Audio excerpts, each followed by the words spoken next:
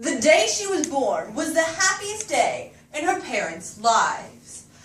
"She's perfect," said her mother. "Absolutely," said her father, and she was absolutely perfect. "Her name must be everything she is. Her name must be absolutely perfect."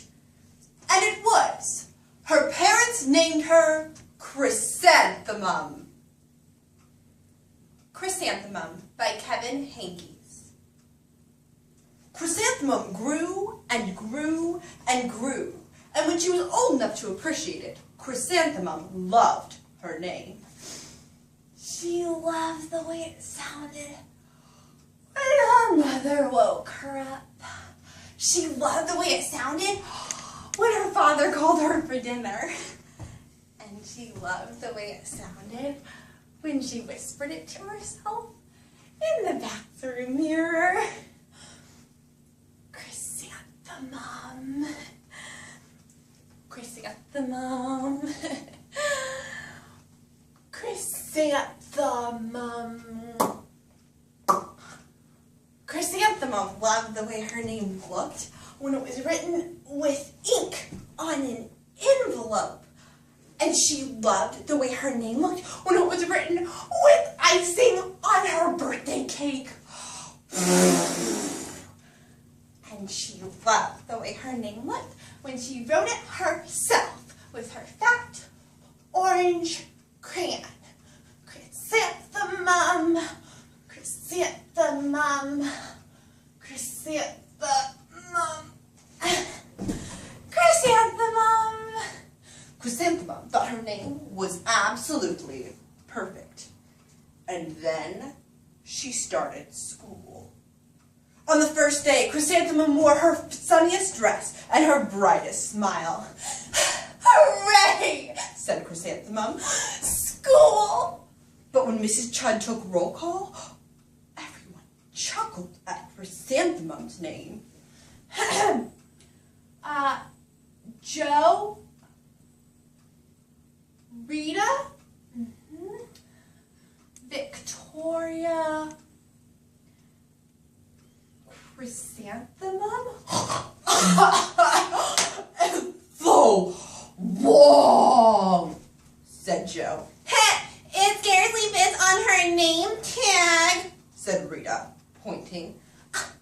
"I'm named after my grandmother. She's named after a flower," said Victoria. Chrysanthemum wilted. She did not think her name was absolutely perfect. She thought it was absolutely dreadful. The rest of the day was not much better. During nap time, Victoria raised her hand and informed Mrs. Chud that Chrysanthemum's name is spelled with 13 letters. That's exactly half as many letters as there are in the entire alphabet. "Thank you for sharing with us, Victoria. Now put your head down." As the students lined up to go home, Victoria said, "If I had a name like yours, I'd change it." I wish I could, thought Chrysanthemum miserably. "Welcome home," said her mother. "Welcome home," said her father. "School is no place for me. They said my name is too long. It scarcely fits on my name tag. And I'm named after a flower." "Oh, Pitch, your name is beautiful and precious and priceless and fascinating and winsome. It's everything you are. Absolutely perfect." Chrysanthemum felt much better after her favorite dinner. Macaroni and cheese with ketchup, and an evening filled with hugs and kisses and part cheesy. That night, Chrysanthemum dreamed that her name was Jane. It was an extremely pleasant dream. The next morning, Chrysanthemum wore her most comfortable jumper. She walked to school as slowly as she could. She dragged her feet in the dirt. Chrysanthemum, Chrysanthemum, Chrysanthemum, she wrote.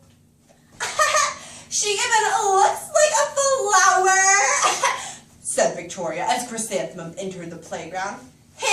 Let's pick her, said Rita, pointing. What's the matter? said Joe.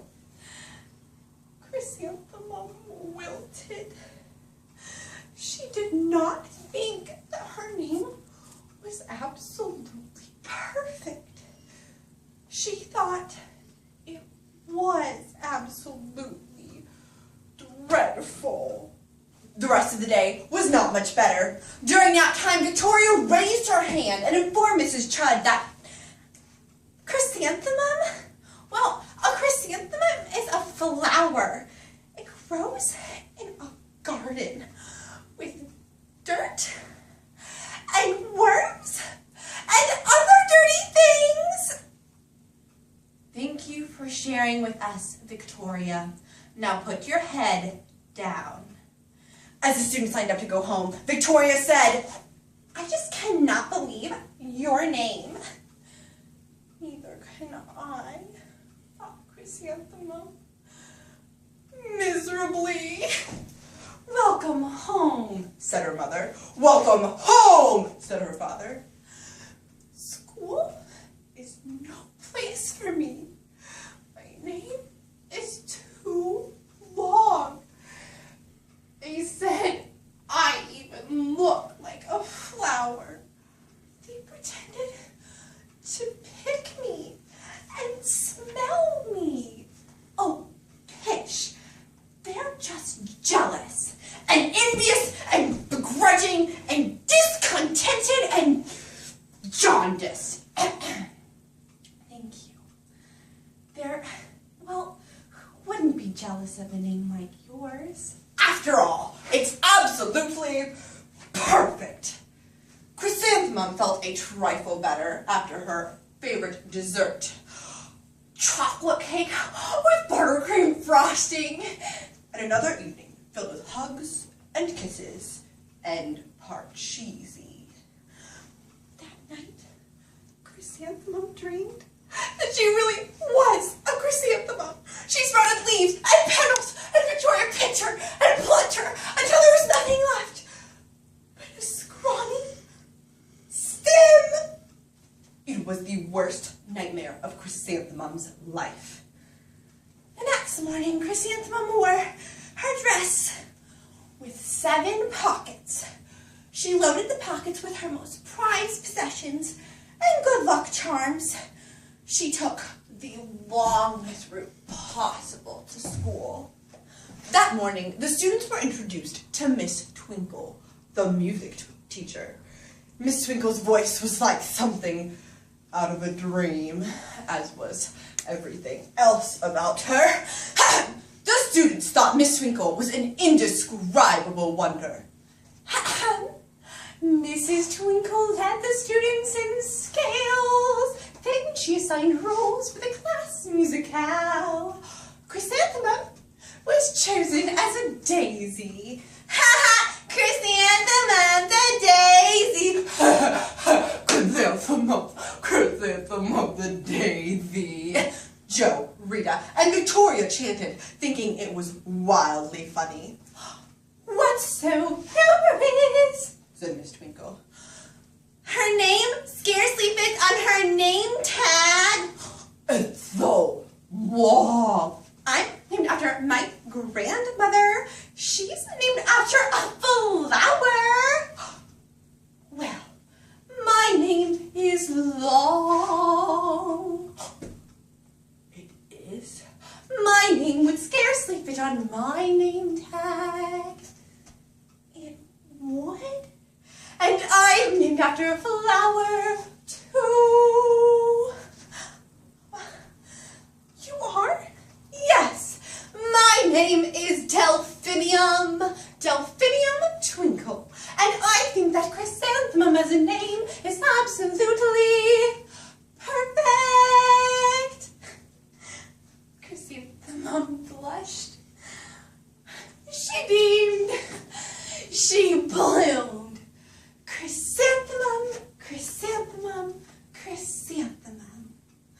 Joe, Rita, and Victoria looked at Chrysanthemum longingly. Well, you can call me Marigold, said Joe. My name is Carnation, achoo, said Rita, pointing. My name is Lily of the Valley, said Victoria. Chrysanthemum did not think her name was absolutely